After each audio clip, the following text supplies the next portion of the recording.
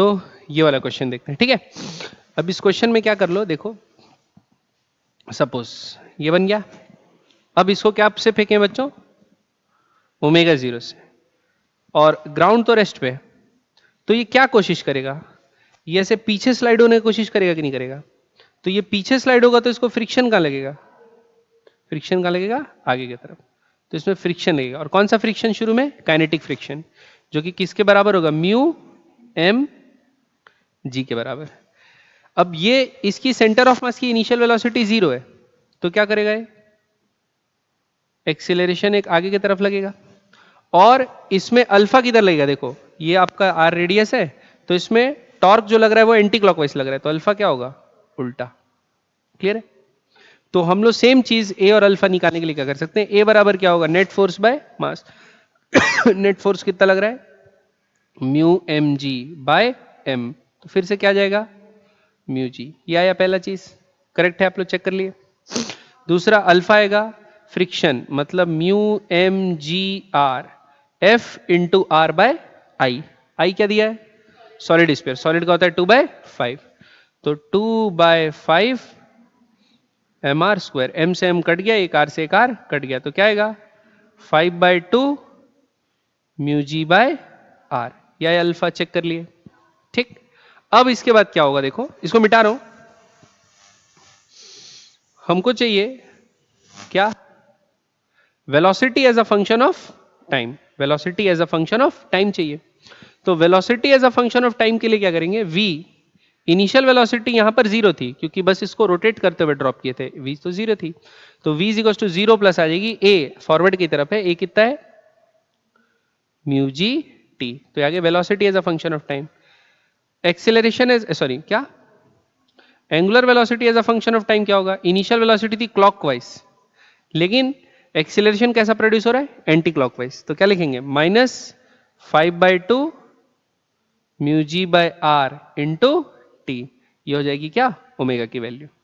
अब जिस समय पे प्योर रोलिंग चालू होगा उस समय पे v बराबर क्या होगा, आर ओमेगा, तो अपन क्या लिख सकते हैं, म्यू जी टी v बराबर आर इंटू ओमेगा, ओमेगा क्या होगा, omega 0 -5/2 mu ji by R T. Clear है बात। तो यहां से क्या निकाल लेंगे, टी, तो किस टाइम पे क्या होगा, प्योर रोलिंग चालू हो रहा है ये पता चल जाएगा।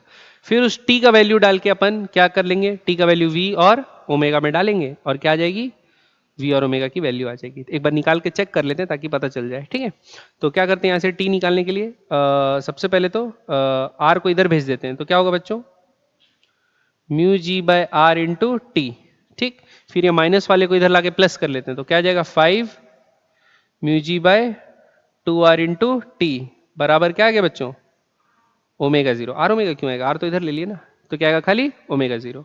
अब ये दोनों को ऐड करो तो 5/2 प्लस कितना होगा, 2 एलसीएम आ जाएगा, 2 जा तो 7 mu G bye 2r into T बराबर ओमेगा 0।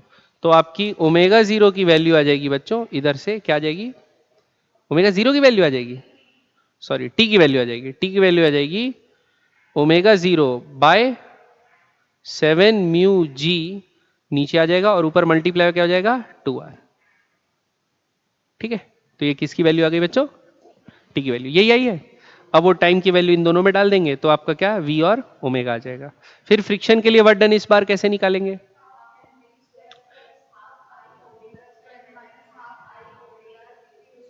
ठीक है, बहुत बढ़िया, मैंने सुना नहीं क्या बोले आप लोग, लेकिन ऐसे कर लेंगे कि वर्क डन बाय फ्रिक्शन बराबर change in kinetic plus change in potential.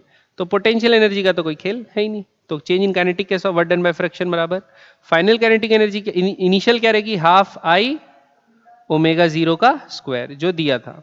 और इनिशियल के लिए क्या, फाइनल के लिए क्या लिख लेंगे, फाइनल में क्या हो रहा है, एक तो v वेलोसिटी मिल गई v सेंटर ऑफ मास वाली, तो half m v centre of mass का square plus half i omega का स्क्वायर, जिस टाइम पे वो v और ओमेगा आ रही है वो वाली वैल्यू लेके सॉल्व कर लेंगे, तो क्या आएगा, work done by friction. Clear है बच्चों, समझ में आ गया एक केस, ठीक। तो ऐसे हम लोग क्या बना सकते हैं, क्वेश्चन बना सकते हैं इससे रिलेटेड वाले। प्योर रोलिंग कितने, एक्सेलरेटेड प्योर रोलिंग कब हो रही है, कब, नहीं हो रही, और होना है तो कितने देर बाद होगी, और जब होगी तो v और ओमेगा क्या होगा। ऐसे टाइप के सवाल भी आते हैं, और फ्रिक्शन कितना वर्क किया ये भी पूछता है। ठीक, अब लास्ट टॉपलिंग बचा जिसको कल की क्लास में हम लोग पढ़ेंगे और सीधा उसके सवाल बनाएंगे, और फिर जितने टॉपिक भी हम लोग कवर कर चुके हैं हम सबसे रिलेटेड सवाल बनाना चालू करेंगे और प्रैक्टिस करेंगे। ठीक है, ओके।